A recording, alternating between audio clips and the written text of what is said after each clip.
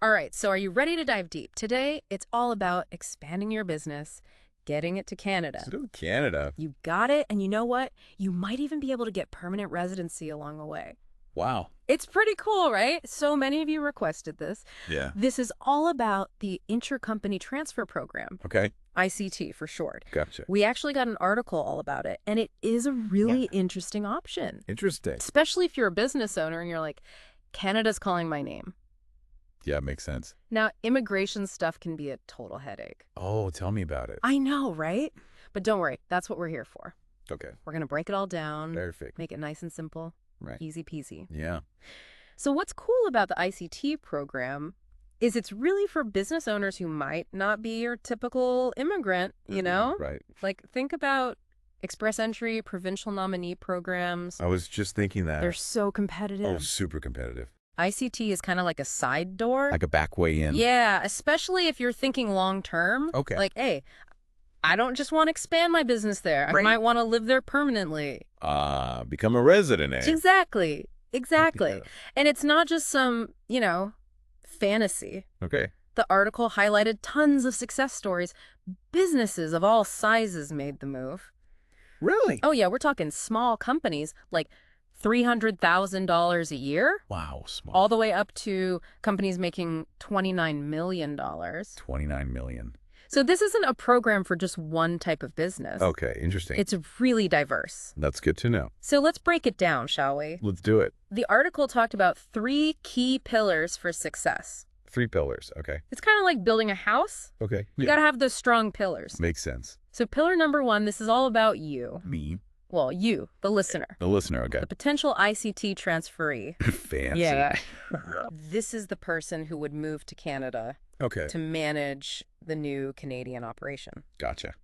So you're leading the charge. All right, I'm ready. You're setting up shop. Let's do it. You're the one making it happen on Canadian soil. Okay, boots on the ground. Boots on the ground. Oh, But of stamped course, there are a few things you got to do, right? First First off, you need at least 1 year of experience experience with the of company. your current company. Okay, so I can't just decide I'm going to go to Canada. Yeah, it makes sense. They want to. You've got skin in the game. Right, so I've been with the company, I've proven myself. Exactly. Exactly. All right. And of course, you need the skills And the skills. to actually launch and manage a business in Canada.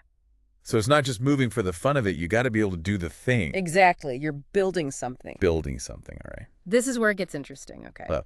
You have to provide what's called an LMIA exemption explanation. An LMIA, now what is that? So usually to get a work permit, you need an LMIA. Okay. It's a labor market impact assessment. So it's Canada making sure we're not stealing Canadian jobs, right? Exactly. They're protecting Canadian jobs. Yeah. But the ICT program skips that. Okay. But you still got to explain why you are essential for this Canadian expansion. So it can't just be anybody, it has to be me specifically. It's got to be you. Oh, the pressure. Yeah. All right. You have to be that key player. Okay.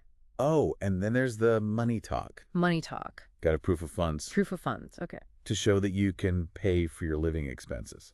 Makes sense. I can't just show up broke. Yeah, while you're getting settled. Good news is it aligns with the express entry tables.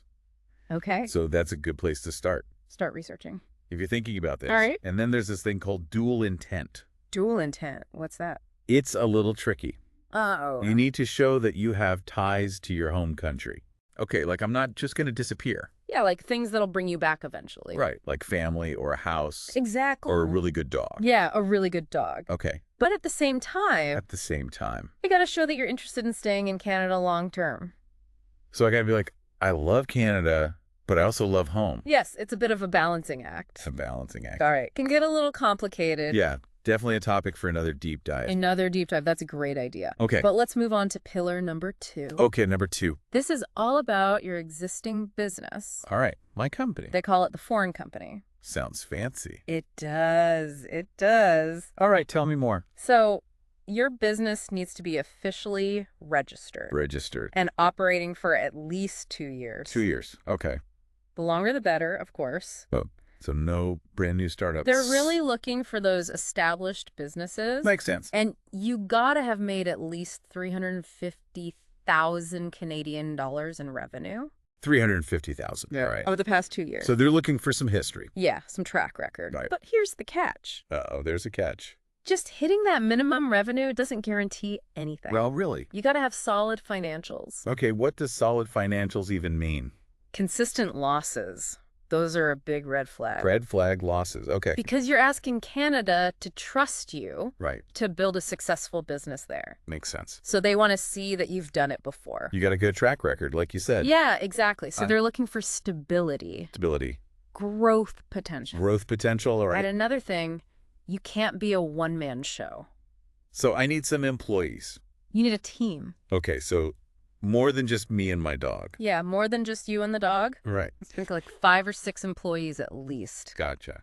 So if you're a solopreneur Working from my basement. working from your basement, this might not be the program for you. Okay, back to the drawing board. But don't despair. There are other pathways out there. There's always another way. Always another way. Okay. So listener, Listener, are you listening? this is where you got to do a self-check. Self-check. Does your business structure meet these criteria? Right. If not, maybe it's back to the drawing board for now. Okay. But let's move on to the final pillar. Final pillar. Exciting. This is where the rubber meets the road. Okay.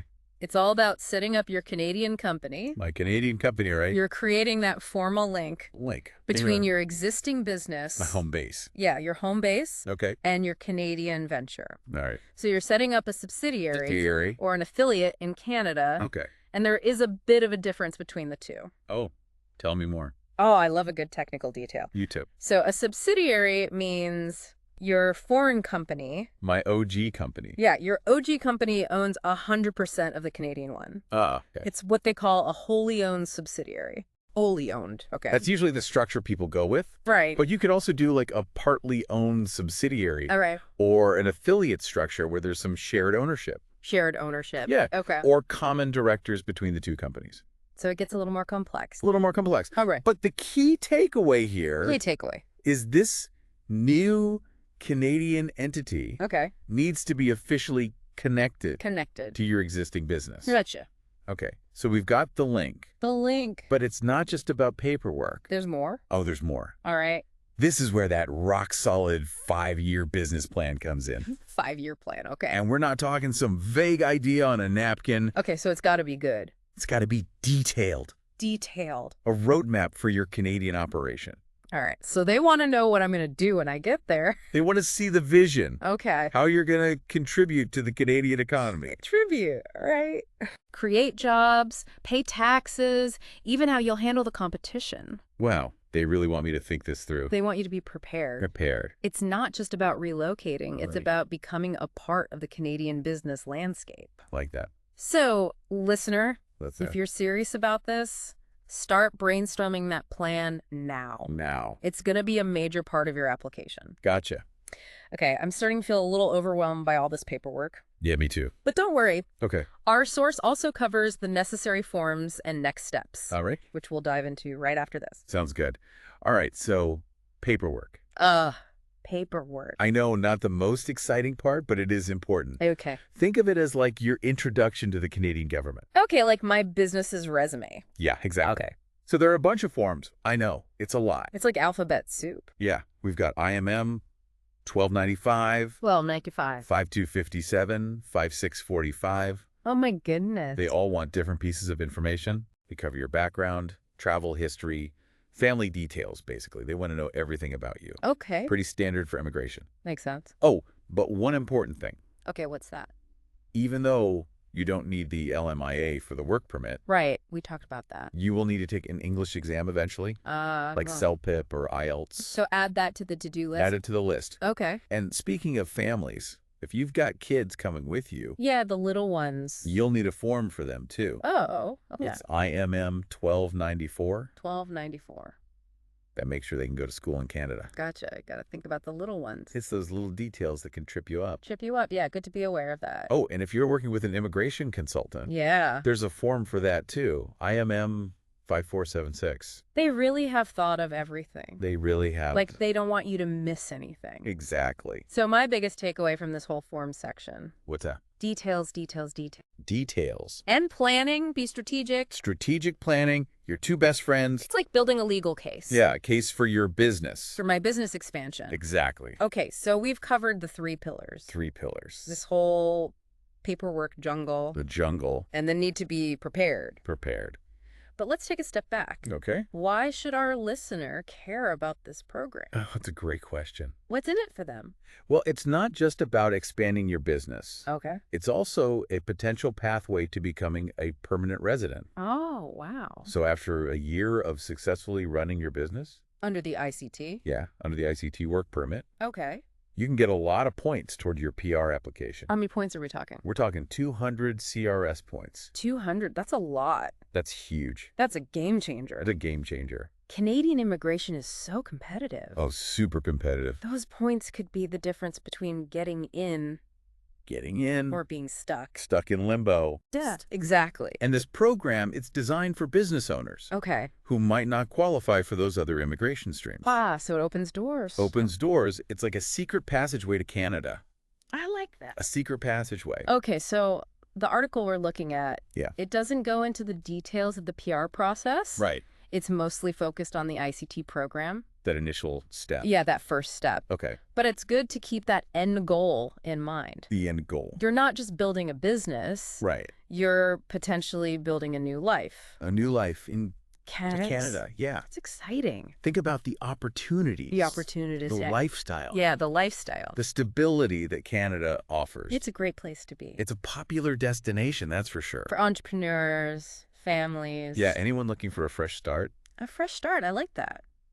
So, listener, if you're thinking Canada sounds pretty tempting, Tempting this is hopefully giving you a good starting point. A starting point. to explore this pathway. Pathway to Canada. But we've only just scratched the surface. Yeah, we've just skimmed it. If you're serious about this, Serious. you got to do your research. Lots of research. Talk to immigration professionals. Professionals. Really dig deep Big deep. into the specifics of your business Or business. and your goals. Your goals. Because no deep dive can replace good old-fashioned due diligence. Absolutely. But hopefully we've made you a little bit curious, Curious about Canada. giving you a framework A frame. for expanding your business to Canada. It's a big decision, It is a big decision. but it could be life-changing. Life-changing, exactly.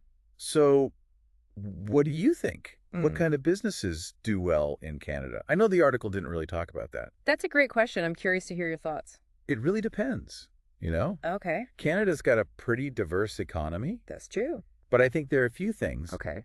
that can really help a business succeed there. Okay, give me the secret sauce. All right, secret sauce. So first off, Yeah. you got to understand the Canadian landscape. Okay, so do your Right. homework. What are people buying? Right. What do they need? Yeah, what are those trends? For example, Canadians are big on sustainability, Oh, yeah, that's a big one. social responsibility. Makes sense. So if your business is aligned with those values, Yeah. you're going to find a good audience. It's like you're speaking their language. Exactly. The business language? The business language. Okay, so it's not just about bringing your business over. Right. It's about adapting No, to I the see. Canadian market. You got it. All right, what else? Innovation.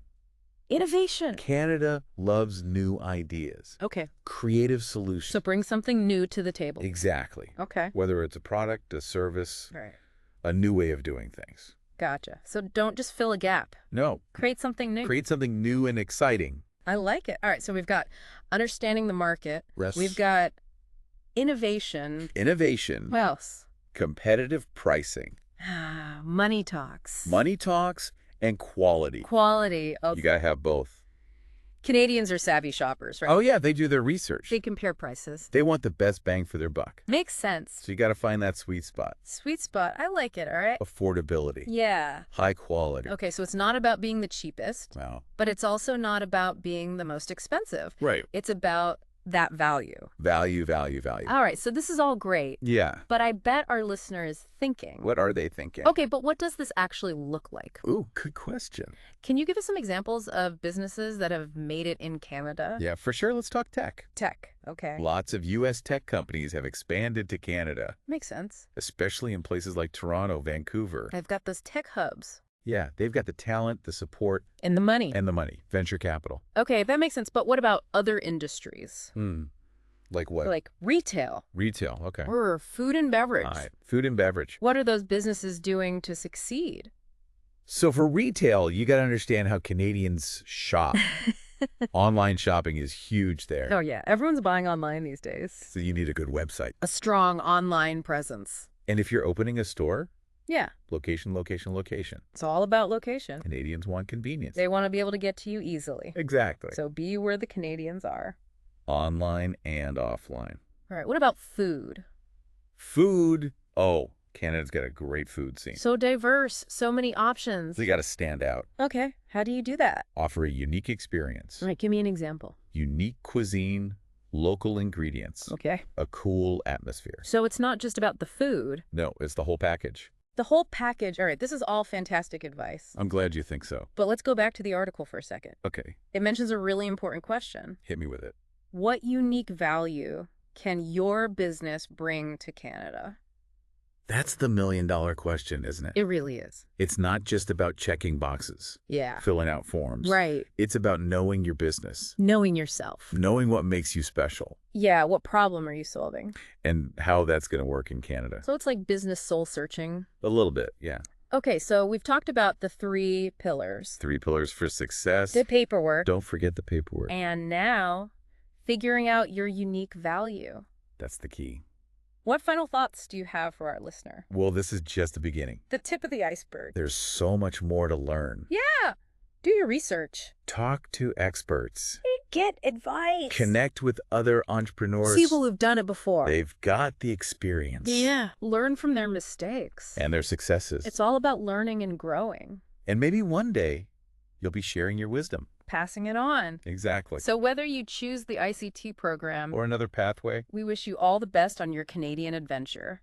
Good luck. And remember, knowledge is power. Knowledge is power. The more you know The better decisions you can make. about your business. And your future. So keep learning, keep growing. And maybe one day, we'll be celebrating your success. With a Canadian maple syrup latte. Cheers to that. All right, that's it for this deep dive. Thanks for joining us. We'll see you next time.